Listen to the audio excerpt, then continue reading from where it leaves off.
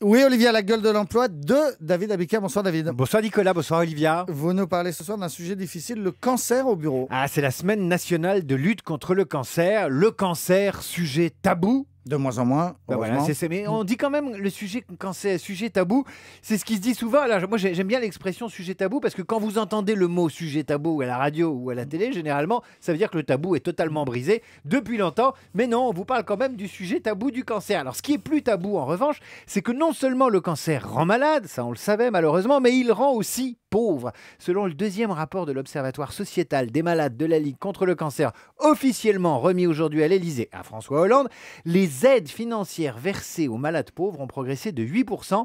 C'est la première année qu'elles sont si importantes. Au moins ça, c'est plus tabou. Mais je reviens à l'autre sujet, c'est la question du cancer au bureau. Souvent, on vous explique qu'avoir un cancer au bureau, ça casse votre vie professionnelle. C'est vrai, on vous dit aussi que si vous avez un cancer, les collègues changent d'attitude, leur regard se détourne. Ils ont peur de vous. À la cantine, le silence se fait sur votre passage.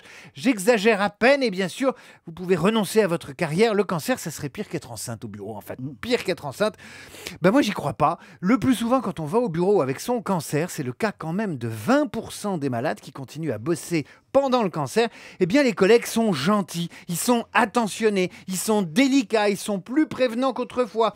Je réfute le lieu commun selon lequel quiconque a un cancer est blacklisté par le patron et les collègues à cause du fameux tabou du cancer au bureau dont il ne faut pas parler et qu'on ne veut pas voir. C'est faux, ultra faux. L'entourage professionnel est plus sympa quand vous êtes malade parce que cet entourage professionnel est bien plus humain qu'on ne le dit.